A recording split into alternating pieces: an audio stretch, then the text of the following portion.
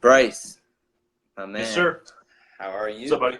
Not, I'm excellent. How are you? I'm doing great, man. I was laughing because I have been doing this for like 6 episodes now, but here you are with your former podcast doing over 180 episodes you used to do. So Yeah. I'm the little expertise compared to your dominant foundation. But for everybody that does not know Bryce, he was involved with real estate at numerous business endeavors, traveled all around the world, and is now starting his own mindset business. Now, Bryce, I want you to indulge the audience on how you came to be in your life and how you brought to this point of a mindset coach, if you want to touch upon Okay. it. Sure. Well, it's quite truthfully, it's been something that's always been there. I've from the time that I was a young boy, I found myself in positions where I was either a leader of some sort in the organizations I was a part of.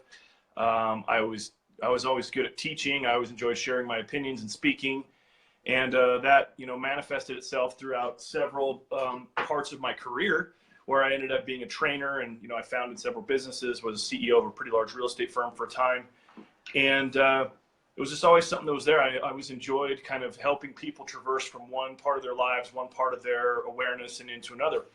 And several years ago, I was sitting in a bar, actually in Sao Paulo, Brazil, where I was on the tail end of, a couple of years before that, my real estate career had ended. I had been doing commodities, and that had been an epic failure. I'd blown through a bunch of money that I didn't have to blow through, and wanted to get into something different. And so I thought, I want to do something where I'm just kind of helping people to balance their lives. Not just get in shape, not just have great relationships, not just have spiritual connection in their lives, and not just have money, but have all of it, right? Yeah. So Rules of Success was basically started in that bar in Sao Paulo, and here we are, close to 3 years later, and I had produced 182 episodes, was able to really rub elbows with some impressive powerful people. And one of the results of that, though, is that I would have people that would reach out to me asking for further depth into some of the topics we would discuss in the podcast, specific to mindset and transformation and achievement and success and money and all those different things. And at the very beginning, I actually hired a coach as a part of my podcast, and that coach helped me to create a program and to do some things and to get into coaching. So I've been doing coaching formally for almost 3 years, but it's only been recently that I've actually kind of put everything else that I was doing behind me and stepped out in front, because my business, my coaching, my mindset and performance coaching, which is technically the title of what it is, I help people, business owners, entrepreneurs, kind of get over their issues for better achievement in their life and all those things we talked about, fitness, Right. and relationships and money and creativity, spirituality, all those things. And it's been, I've been doing that technically for about 6 months now, full time. And my coaching business now supports my life as I've been putting more attention to it, and so I don't have to worry about other stuff Right. as well. Yeah. And that all became because I was tired of chasing money. If I look back in my life and I see the times where I might have had more money than I have now, but I also was out of shape and my relationships were on the rocks and had other things that just weren't worth the trade-off, Yeah. Yeah. So I said, I'm going to do it my way. I'm going to do it in a way which allows me to have it all. And it's different because there's times where I've had to walk away from opportunities that any other person would have thought I was crazy to do. Yeah. There's other times where I've been able to enjoy a life and a lifestyle that other people would envy, actually having time and freedom and resource to be able to do things because I want to do them and not because I'm forced to. So to get back to your question, I was like, what kind of got into me to want to become a mindset coach? It was kind of this evolution of my career and my person, where I just realized that, when I started telling the truth to myself, Yeah. I realized there were certain things I didn't want to do, and there were certain things I was really, really good at. And one of the things that I'm really, really good at is connecting with people in a way that allows them to see and to meet a future version of themselves that they didn't know existed, and then to walk them along that path as they make those necessary changes to be able to achieve that transformation.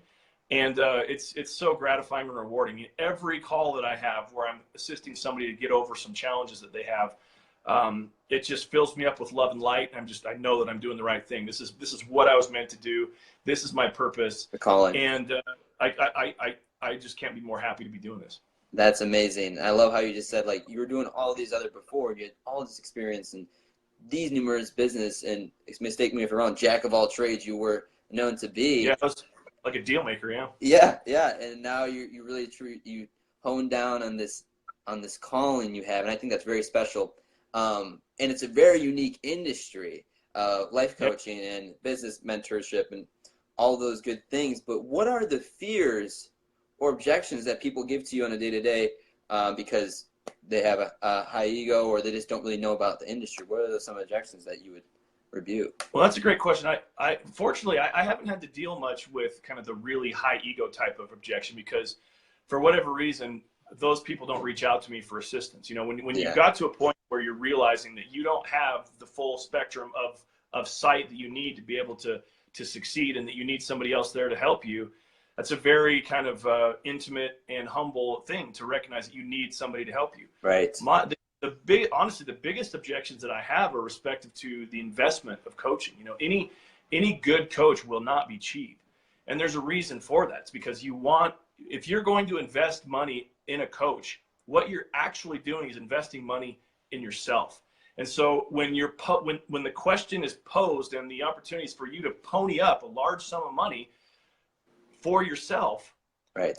it makes it difficult to do that because of the weaknesses that you feel towards yourself. You look at it more like an expense as opposed to an investment, because if it's an investment, it means it's going to bring you a return. Right. If it's an expense, you're throwing that money into a puddle you'll never get back. Mm-hmm. And so that's probably the biggest one I had to do, because I'm not cheap, and I stand behind that, because I know that when you overcome that sort of threshold of fear associated with paying money that you might not even have in exchange for the possibility and the likelihood of becoming the person that you actually know you want to be, Yes. that's a very, very special moment. So it's different for every person. People come to the table with different mindsets about money, about success, about all that stuff, and it's an interesting thing. So I'm a little bit different in that I try to not try. My commitment is to the individual first, and so when it comes to that, like I'm in this business to develop actual relationships with people so that we can, you know, hand in hand help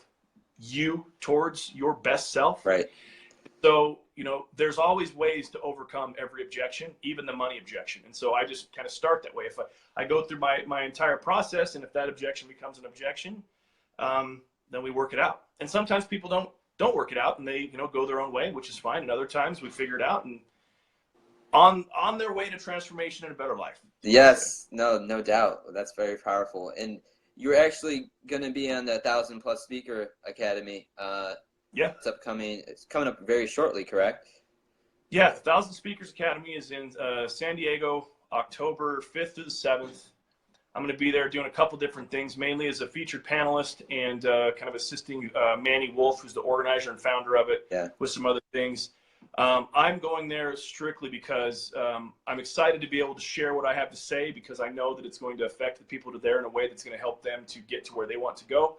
And additionally, like those meetings are so great to just network with like-minded people. Some of the best friends that I've ever created in my life have been at events like that. Yep. And seminars and all these good tools for people to self-improve. But like you said earlier, you're trying to build relationships here. And over time, create a better, significant life. And if you guys are joining right now, have some comments, throw some questions at Bryce. I urge you to sponge off this guy. So the topic of today, everybody, is abundance. And what does that exactly mean in life? So, Bryce, I want to ask you, what is the first step of living an abundant life? Because I know there's some science around it, but go ahead. Yeah. I'd say the first step to living an abundant life is acknowledging that you can live an abundant life.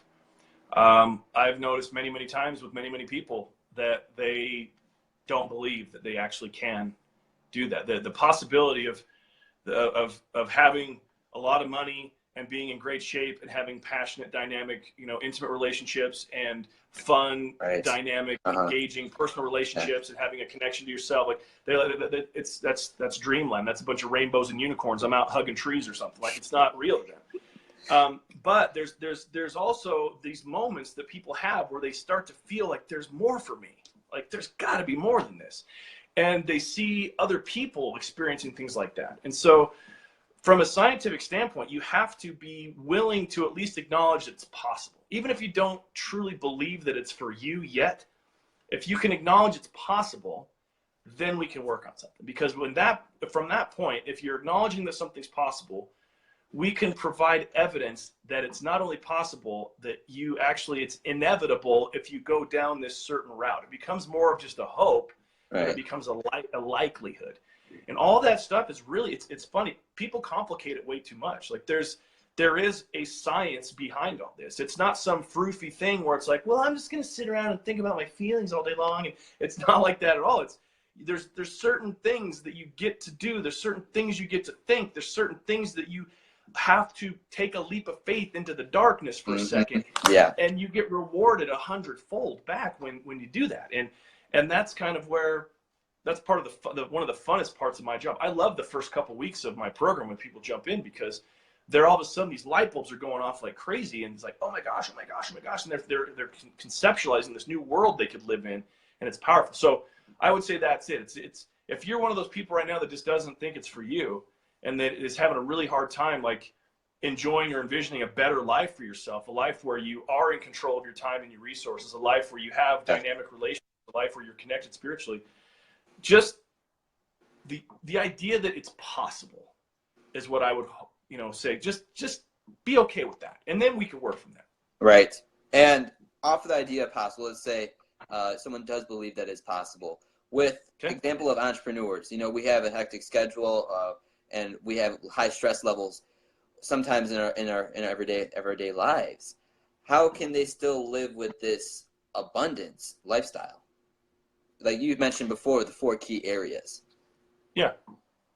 Well, the way that it's a combination of 3 things, basically. It's your mindset, your skill sets, and your habits. Right. So with those 3 things is how you create them, because it is quite, most of the time, entrepreneurs that are living like what I just heard you say, where they're frantic and they're stressed and stuff.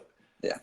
That's most likely a result of letting certain things go in exchange for things that they shouldn't have. So like they don't have a handle on their schedule, or they're unwilling to put work aside for an hour in the morning so they can make sure that they go to the gym, or they're not okay to put work aside, to put their phone away at 6 p.m. so that they can take their wife or their significant other on a date. Yeah. So they feel all these pressures, when it really is, it's not gray area, it's black or white. One of the funnest parts of my coaching that I do is when we break out people's schedule and go, okay, so where are you spending your time? And they go, I don't know. I'm like, well, there's why you don't have any time. Like, you're just getting pulled in every direction, and you're not setting boundaries in place for yourself. One of the funniest things that we tend to overlook within the entrepreneur space is part of why people are drawn towards entrepreneurship is the supposed freedom that's associated with creating your own business, making your own money, having your own time, all that stuff. But then when you get inside the entrepreneur world, you realize there's this joke that says, when you work in corporate or you work in entrepreneurship, you're still working, 50 to 80 hours a week. Yeah. With an entrepreneur, you're just choosing which 80 hours a week that you work, So if you look back at like something as simple as how you, how do you raise a kid, right? Like, what's one of the most important things that children need when they're young? They need boundaries. They can't just run free, or they're going to be that bratty kid. They need structure. They need those things that allow them to feel safe within that. Entrepreneurs are exactly the same. Structure and accountability is what is required for an entrepreneur. Like, it's funny, if you see the people that are really crushing it in their business that are entrepreneurs, they have structure and accountability in place. They have guidance in place. They have coaches. They have a community of people around them that support them, and they're their cheerleaders. That's true. They've created those same things that they would find in a corporate structure, where they know they've got to be to work at a certain time. They know they've got to do certain things at a certain time. Yeah. It's not just an idea like, I think I'm going to do this. They take it serious. And foundation, structure, boundaries, all that stuff. That's very, very real. We all need that, and when we don't have it, it wreaks havoc. That's why entrepreneurs, quite sadly, have higher suicide rates, have higher depression rates, have higher addiction rates when it comes to substance abuse, of alcohol or drugs.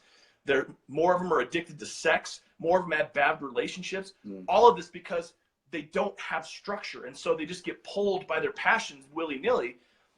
But they don't know how to get out of it. And it's like that structure and accountability and boundaries are huge. And unfortunately, when you're an entrepreneur, fortunately and fortunately, you've got to be the one to step over the line to allow somebody to give that to you. Deep right there. So we have a question from my man Damien. What is the importance of surrounding ourselves with like-minded people? Well, it's one that would go into, so let me back up a little bit. I'm going to answer that question, and Damien knows these already. I've used this as a key part of my coaching message for a long time. There's basically 3 things that you need in order to truly be successful. 1 is you got to have the right information. 2 is you got to have the right guidance, which includes coaching and masterminds. And 3 is you got to have the right community. The community aspect is the people you surround yourself with. Yeah. Think about it. If you have, see, at the very beginning of the stage where you get a good idea, right? Let's say you have an idea for some business, some app, some program, some whatever, right? That's a very tender moment, and it's very susceptible to outside damage. You can have somebody come in like, that's the biggest crock of crap I've ever heard, get out of here, and it diminishes your spirit. You don't give the time. Or if you have somebody that's like, dude, I think you might be onto something, let's go to the next step. The difference in those 2 things are truly your community. I mean, we can all try to act like we're these super strong people, but we need people around us to support us. You know, one of my favorite comedians is Joe Rogan. He's a super popular podcaster. He's also stand-up comedy. He's a good guy. Yeah. He's awesome, man. He has this bit that I think is hilarious, but it shows in a joking way how true it is. He says, you know, when you go to prison, you're in jail with rapists and murderers and child molesters and all these people. And then if you mess up in prison, what do? They put you by yourself. Like, it's punishment to be by yourself. It's better to be with all those horrible people than by yourself. Yeah. So what does that say about humanity? That says that we need support around us. We need people around us that actually care about our results and want to support us. Now, that's different from a coach. A coach is somebody that's going to say, Andrew, you're messing up in this. You can't see this part over here in your blind spot. You should change direction. That's a coach. A community, like having people that support you, like, hey, man, go to it. I don't know what you're doing, but I know you're going to do great. I support you, whatever. There's a difference in those 2 things. Yes, definitely. And we got a comment from Lance. What do you think is important when trying to find a group mastermind or a coach? Very good question, Lance. What do I think? I think that this is going to sound a little bit off for a lot of people, because it kind of flies in the face with some of the stuff that happens in the coaching world. You've got to make sure that your coach is in it for the right reason. You've got to make sure that your coach isn't just in it for the money. The money is a big part of it. Don't get me wrong. Like, I won't coach for free. I will not coach for free. But I understand that the money is just a piece of the equation. When I meet up with a new client, I got to make sure I jive with them. I got to make sure that they understand my intentions and I understand where they're trying to go. There's got to be a connection. It's legitimately where you're creating a new relationship. It's not somebody like I've had clients in the past where they've been kind of awkward with the coaching relationship, and they've said to me, they've tried to turn into the guy that I'm just going to tell you what you want to hear type thing. And I would just, cut them like, dude, no, this is not that. Like, we need to be real. You're not going to change if we're not like really being real about what's going on. So the first thing to look for would be, you've got to be connected to the message of the coach. Secondly, you've got to be able to have a personal connection there. And so you're going to need to like really talk to them, reach out to them, have there be some banter, some dynamic there that helps you to see that. Most of the time, though, if you are really drawn to their message and you can see the type of person they are in their message with how they share their content and the things they create. Yeah. So that's a good sign, but you definitely want to follow it up with, a personal call, a Zoom conversation, something that allows you that allows you to connect on a deeper level and not something to be surface.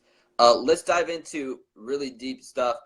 Tell me how November 8th, 2013 changed your life forever. And I also, after that, I want you to discuss how much you actually invested in life coaching, because I don't think people know that.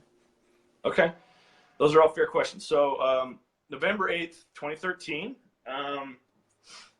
I was lying on a gurney in a urologist clinic that was here close, getting ready to have a tumor removed from my lower abdomen, basically. Right. And the day before that was when I first found this lump, and I called up my doctor. He's like, you got to get in here. I go in there, emergency surgery. The next day, this tumor's removed. The tumor gets sent to Huntsman Cancer Institute here in Salt Lake for a biopsy, and it came back that it was cancerous, and it was a gnarly type. It wasn't just like some little lump. It was like, trying to, it was little monsters what it was. Without going too deep into kind of the process of what happened over the next several months and my whole thing there, that diagnosis and that day symbolized to me that my life had a clock on it. And being that I was, in my late 30s at the time, I had never considered that life had a clock. I was young, I was vibrant, I was, working through my stuff. At that point, I was just, had challenges, I was drinking too much, I was overweight, had issues in my relationship, but I'll fix it. I kind of had that laissez-faire attitude that I'll figure it out. Yeah. And then I had to think about, like, so if this is real, which it was, I might not see my daughter's wedding. I might not, I started going through these things that I was going to miss out, and it just scared the shit out of me.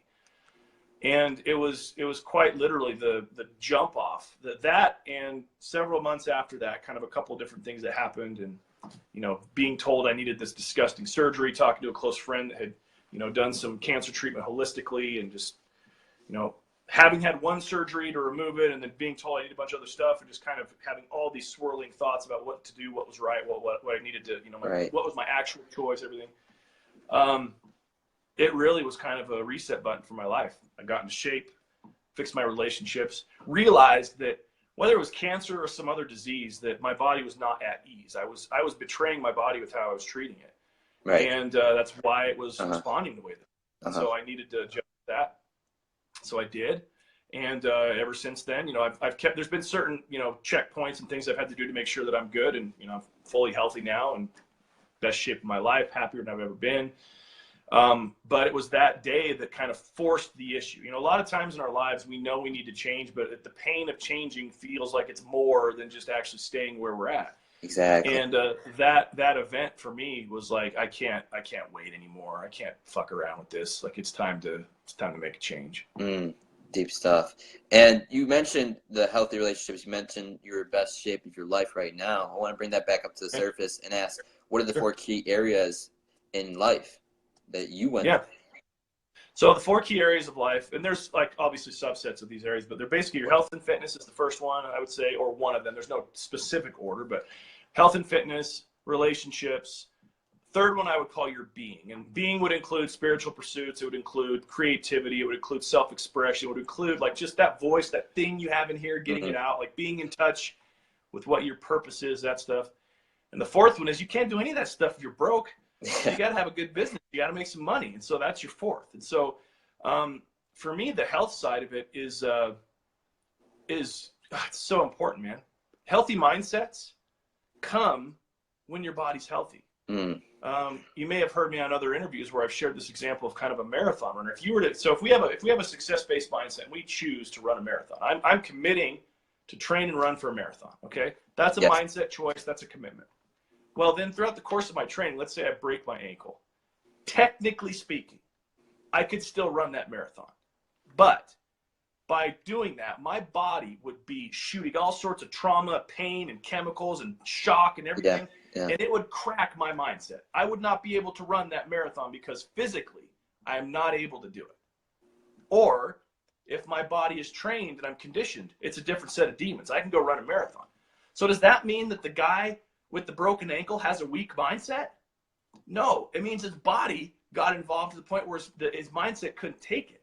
So many people judge themselves as weaklings or failures or whatever because they can't keep and hold success-based mindsets, abundant-based mindset. When they're out of shape, they're eating crappy foods, they're not training their bodies, they're not putting the right things, they're drinking too much, and then they think it's on them that their mindset isn't sticking. Well, no, dude.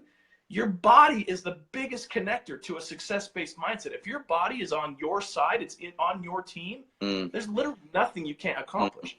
And so I use that in my coaching, that you've got to be willing to have that piece, the piece of your body be in the conversation when you're trying to make your mind on point, when you're trying to get over negative thoughts and the inner critic and, the psychology of holding back success and money and all that stuff, you've got to put your body front and center. If you're not in shape, if you're not working out regularly, if you're not controlling that, you're not eating right, go there first. Like I said, you can run a marathon with a broken ankle, but it's going to be damn hard. Or you could do it the other way. It's not that the dude that has a great body running a marathon has that much more power in his mindset. His body is just helping to support it. So they connect. Those two connect with hand in hand. Absolutely. Absolutely. Yep. And the body, it's crazy how it works with your everyday, even like starting off the morning, working out. It's crazy how much you release stress levels and just throughout the day, it's just better. So what is abundance consciousness? Talked about this previously in some of your videos, but where is abundance consciousness and where does it start for everybody? Oh man. I actually don't have the answer for you when it comes to where does it start for everybody. But what I can share is abundance consciousness is a shift in the way that you look at things, right? So let's break something down simply, right? So when to understand abundance consciousness, you have to first say, well, what is abundance and what is consciousness and how those two things come together? Well, for a lot of people, I'll flip it on you. What does abundance mean to you, Andrew? Living a life full of everyday life, like relationships, religion, money, and just having a pipeline full of abundance. When it comes to a consciousness, that's where I wanted to lean on you for. Sure. Yeah. Well, let me kind of stop you right there because here's a more simple kind of definition for abundance that we can kind of build upon, right? So abundance means that you're experiencing, you recognize that you have more than you need, and you're good with that. That you have resource, you have options. When you're feeling the opposite of abundance is scarcity. You don't have enough. You're feeling lack. So when you feel like you have more than you need, it allows you freedom to kind of be thankful and grateful and to move in this space, right? So abundance consciousness is the consciousness of that idea. It's the choice to see that you have more than you need. And that consciousness, that it's like abundance awareness, abundance consciousness, it's a choice. It's really a matter of how you assess what you see. Like I can look out at my yard right here. I'm sitting in my home office. I can look at all the beautiful, luscious green grass, or I can notice the weeds and the one dandelion. I can focus on the negative stuff, but it's beautiful. And our lives are the same way. Yeah, we could focus on, the weeds of our lives. Or if we look at the bigger picture, we can see, man, things are actually really great. Even when they're not great, they're still great. And so the choice to see things that way is a very personal choice, but it's a choice. Now, I want to take that a step further, though, because a lot of times we get hung up in kind of the list. Like, well, okay, so what does that mean? Abundance consciousness. Does that mean that I have to have more money than I need? Does it mean I have to be in better shape than I need to be? Does it mean all these things, right? And for me, what actually it is you strip away the form and you focus on the feeling. Right, so a lot of times you've heard people utilize the exercise of creating vision boards, right? Right. Well, a vision board is, they go, I like that red Ferrari, I want that big house, I want that stuff. Okay, those are great, and that's the form, right? When you say you want a Ferrari, what are you actually saying? When you go deeper into what a Ferrari is, you realize that it includes like a DNA.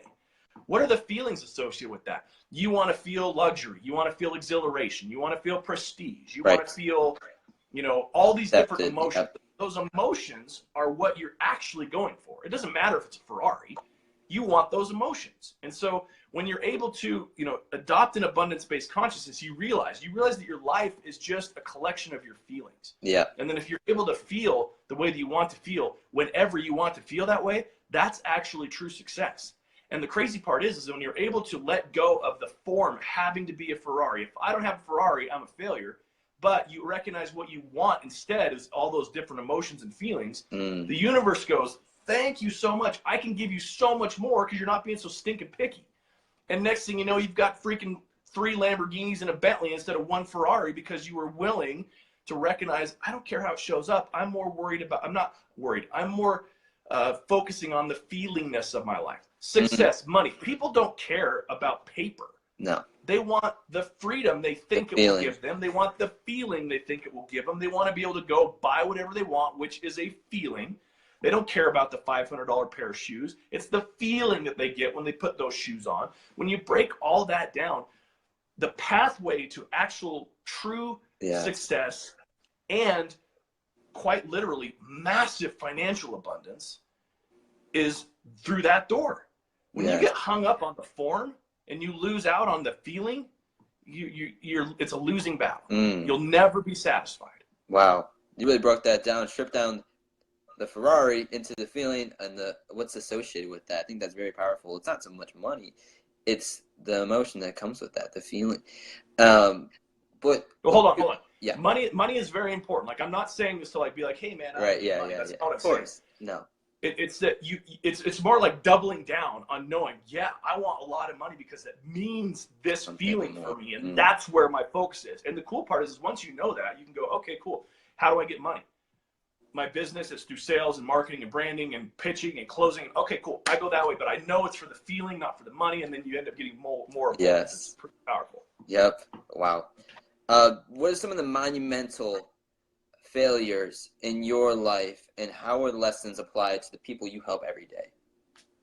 Monumental failures. Well, my body betrayed it so much that I had a cancer diagnosis, one of them. I've been sued several times for not so much complete misconduct in business, but enough in the gray area that it bit me in the butt. I've had the state of Utah Securities and Exchange Commission come after me for things associated with my real estate business that was embarrassing publicly. I've been bankrupt. I've had cars repossessed. I've been divorced. I mean, I am not squeaky clean when it comes to how, you're supposed to proceed in this life, but I wouldn't trade any of it for the world, because I have now a point of reference when I get on a call with a coaching client and they're saying, oh, I just went through bankruptcy. Yeah, it sucks. There's stuff on the other side of it. Oh, my car just got repoed. Yeah, I get it. It's not a big deal. Once you let go of the fact that it did, there's ways to overcome it. I've looked at my mess quite literally as my message, that it allows me a tapestry of ways to connect with people to help them to get better, because there's something to be said for experience, Right. It's really hard to connect with people if you have no idea where they're coming from. Yeah. Experience versus advice. I touched upon this in my other interviews. It's like there's a thin line between the two, and it's so hard to preach something that you haven't necessarily experienced yourself, and when you can apply that to your clients, it's very powerful. So the last final question we have for Mindset Master episode 6 is, what does a master mean to you in your own words? The definition of a master. Definition of a master. I feel that a master is someone who understands every aspect and every level of or most levels, and most, I guess it's fair to say that a master doesn't know everything, but a master knows most things. And so if you're a master, basketball player, it means you understand all the different angles. You understand the role of fitness, the role of genetics, the role of supplementation, the role of practice. You understand every angle. And so when things come up, you can know how to best do it. A master coach would be the same way. They know the different ways to kind of do this and get in to assist people towards their transformation. Right. So for me, a master is somebody that's done the work, understands all the angles, has a keen, expanded awareness of what is required for himself and for others to be able to achieve what they're looking for, and sees it all, or sees most of it. And additionally is always learning, always looking to expand their awareness and their. Right. What you said at the end, like always learning and dropping the ego and being not so much the master type, but always grasping information and honing down in the industry. So, Bryce, if anybody's interested in what you got going on here, obviously you have a lot in that dome of yours to share with people and help them through their daily lives. Where can these people find you? Well, first of all, before I get into that, I want to address something that I heard you say real quick. I've been kind of on this mission lately about the ego. I think we do ourselves a disservice when we demonize the ego, when we act like the ego is all bad and then we have to let go of our ego. To me, the ego is like a pit bull. It's like if you can train it and tell it to sit when it needs to sit and roll over and be at your disposal when you need it, it's an amazing thing. It'll do anything. It's how it's used. It's when you abuse it that the problem becomes. Yeah. The same with your ego. Like your ego is just a thing. It's just sitting there. You've created it, so you get to train it, and it will be a obedient task. Like it will be your friend if you do it right. So letting go of the ego in certain frameworks is exactly what you need to do. But saying that your ego is bad and demonizing is it's not the game. Anyway. Right. So if anything that I've said, if you're watching this, anything that I've said resonates and you want to have a conversation, you'd like to look into my coaching services, whatever, what I would say is just as a first step, go to successtoolsthatwork.com and opt in there. What I've done there is I give you a free program. It's the very first step in my 3-month program that I have, where it's called the starting line. And it's an assessment where you're able to, for the first time, ask yourself some questions that you may have never asked yourself before to find out exactly where you are in your life. If you have lofty aspirations of growth and success and all those different things, unless you know where you're starting from, you'll never be able to get there. And so I provided a resource that allows you to do that with an invitation for a free call with me at the end of it so that we can see kind of where you're at, how best to proceed. And I, of course, at that point, give you an opportunity to coach with me. I've also got a private Facebook group where you can join up with us and, kind of have some support there. But it all starts with successtoolsthatwork.com. Awesome. Bryce, man, thank you. What is up, everybody? Thank you so much for watching my last interview with Bryce Prescott. Amazing individual. If you haven't commented yet, shout out to follow Fabian for the comment of the week. My name is Andrew Padilla. Stay mindful. Stay tuned for more episodes, guys.